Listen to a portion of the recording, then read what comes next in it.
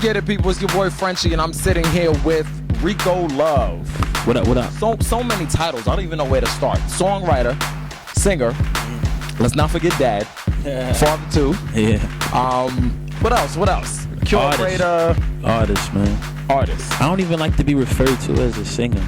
Okay. You know what I mean? Because I feel not? like what happens is people marginalize you and they put you in this box. And there's so many things that singers aren't allowed to say nowadays that I don't want to limit myself to that title. Do I agree with those stigmatisms that's put up on singers?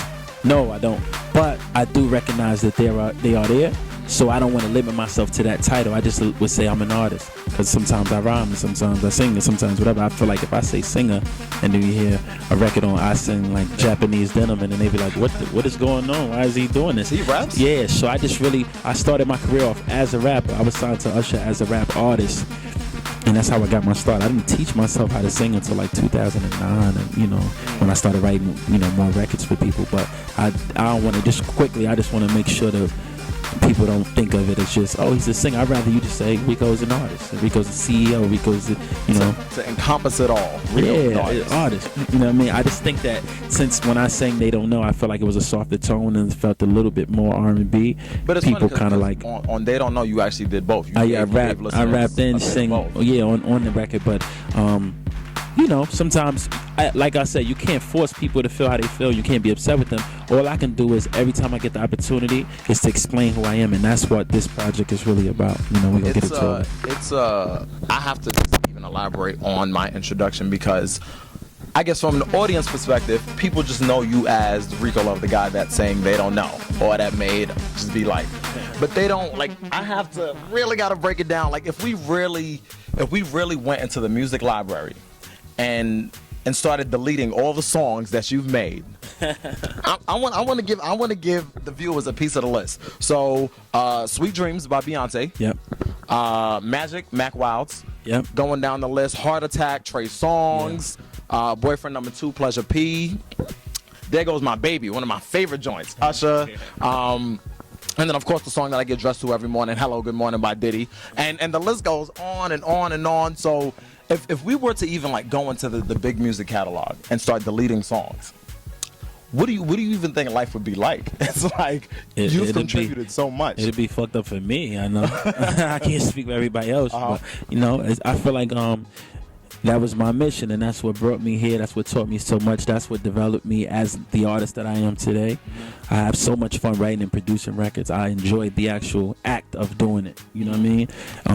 And I feel like it gives me a story. It gives me depth. It gives me substance. So when you look at my presence, when I talk about substance in music, when I speak about devoting time into creating timeless records, you gotta respect that coming from me. I paid my dues. You know what I mean? And the other day we had a marketing meeting within my company, Division 1, and they gave me a list of all of the records I've written. And I got emotional because I couldn't. When you're working, you don't realize, all of those entries. 47. Top 10. It's like some crazy numbers that you're looking at, and you like, it's just a cool thing, and I feel like it gives me my validity. It gives me my, you really cannot. When I say something and when I give an opinion on something, I feel like it has to be at least entertained and respected because of the work that I put in, and that's more important than money or whatever people like to talk about that comes along with that type of success. But I really feel like it gives me a presence and identity. I hear that. So I Sin is the project. I Sin out officially now, so you can definitely go and download that. Yep. Big question for you: in a world where it's a business, music is a business at the end of the day, why decide to put the project out for free? You know what it is? I feel like so many record companies, they fail the artists. One of my favorite artists out right now is August Alsina, because I feel like he just had a raw talent. Just him as an artist, I feel like he has a raw talent. I think if August Alsina would have dropped his album right now, he would have did way bigger numbers. And I promise, I hope nobody twists this up and like I'm trying to shit on August Alsina, because I really am a fan of him as an artist. I just feel like when you rush into something, and they may not have felt rushed, but I feel like you give yourself time. Now look how big of a star he is right now. Look how big of a star he is. It's worth it. I feel like if it would have worked a little bit longer and just waited and held off a little bit longer, you'd have gave the people time to know. And I really, again, I sincerely, I'm not into the drama and the beef with artists, because I really sincerely mean it. I really respect him and his artists. I feel like if we do the right things by artists, it used to be you work your single for a year, and then you start working your second single, and then you drop the album. Remember, it would be 9 months on a record. Remember, it would be like you really got to know an artist, and a song would be #1 for months. I feel like they're doing that now. I think with certain artists, if the song pops, like you look at somebody like Tinashe, that they've been running her record for such a long time before they even drop the next single. Yeah, because what happens is in those instances are that the records just starts to work, and you can't go to the next record because the record is starting to work now, and that's smart. Because they believed in it, they stuck to it. Shout out to Drake, because she got to buy Drake a car. But him doing that, no shade. The remix helped to take off. Yeah, it helps it. And sometimes those type of things, is they're written in the stars, and those type of things happen. And that's a great example that you're giving. And I feel like that's one person you just told me. Now the rest of the world, the hip hop and urban culture, music, they don't get those looks. I feel like in pop music, you're working Adele album for 2 years, 3 years. She won the Grammys 2 years in a row for this one album. Remember that? I feel like in urban culture, they don't really give us that type of attention. So instead of complaining about it and running around saying, y'all don't do this, I'm going to take it upon my own hand. I own my record company. So when I say I want to put out my album for free, as much as the subsidiary may not be, the major may not be in agreement with it, they got to respect the idea behind it, because they're looking into the body of work and looking at what I have presented for them for the next project, and they're saying, cool, let's try it. Obviously, we're not going to go crazy promoting it for you, because we're not making no money. We're not going to spend no money promoting it. I'm spending my own money promoting it. I mixed it, mastered it myself. I paid for my own video.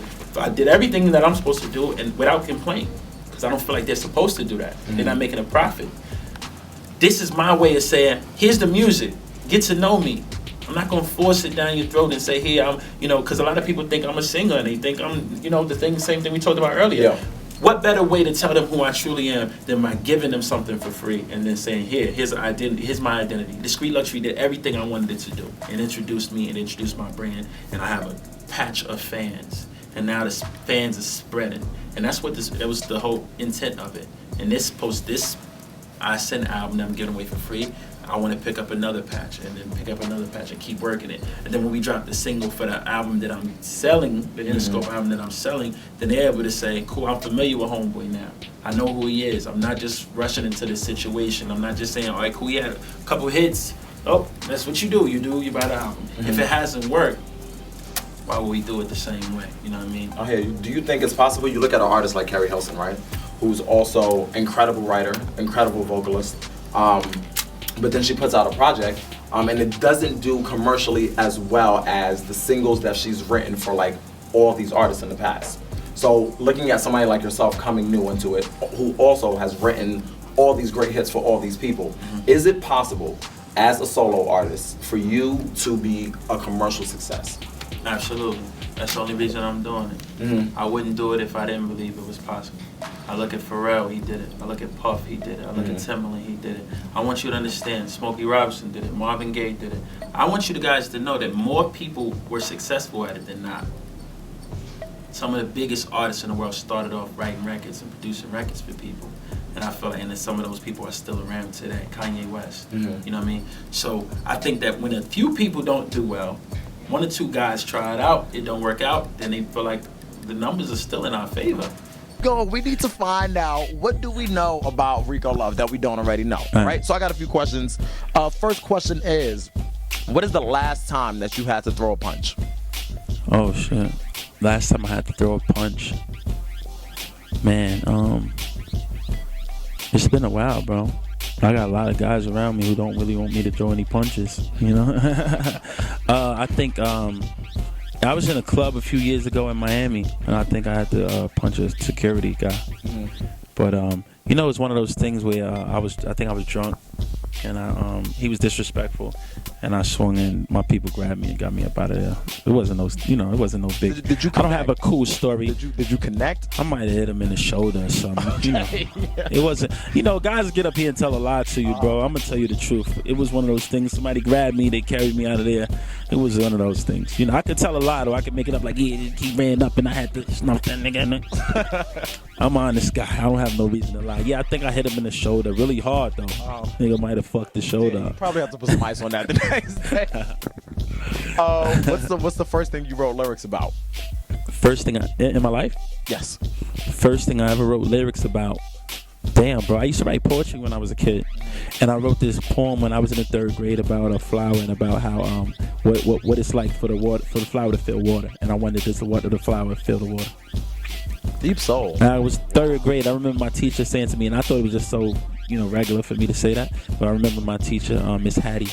Shout out to Miss Hattie if you're out there listening. But she was like, that's so deep. It's like you trying to describe like how it feels to be a flower and the first time it touches water, and I was like, yo, that's just the way my mind was working, but it's always stuck with me. So yeah, that's the first poem I wrote. Best late night food spot? Yo, when I was living wrong, best late night food spot of all time, Waffle House. Okay. You got to. Now I could have said Philippe's, I could have said Milo's, I could have said Reds or Prime 112, all these cool fancy Chateau Marmont. That's corny. Waffle House gets the ring for me. Keep it gritty. Yeah, because it's get some syrup. I mean, I can't do it no more like I used to. But they Why went. that? Being healthy? Just trying to live a long time. Just trying to live a long time. Vegetarian or just? No. I eat. I just make sure I don't really overdo the grease and all that foolishness. What's the first time that you felt famous? I don't feel famous, man. Not yet. So you still feel like you have a lot of work to do? Yeah, man, I don't feel famous. Like, people come up to me and want to take pictures all the time, but when I'm on the plane, white people don't know me. So yeah, I saw that you said that story about the dude that you was sitting next to on the plane. So I don't feel famous yet. When I do shows and people scream, and that's cool. That's a good feeling. Sometimes you walk out on stage and you get these screams, but I don't feel like. See, you gotta say, I came in the game under Usher during Confessions.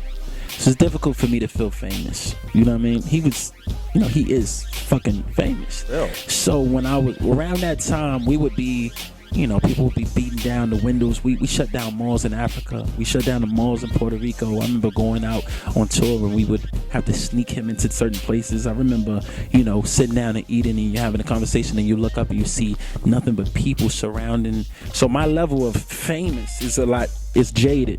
I'm sure guys in my position would feel famous right now had they not been in the game as long as I've been in the game and seen what I've seen. But I realize that I'm not famous yet. I will be famous though.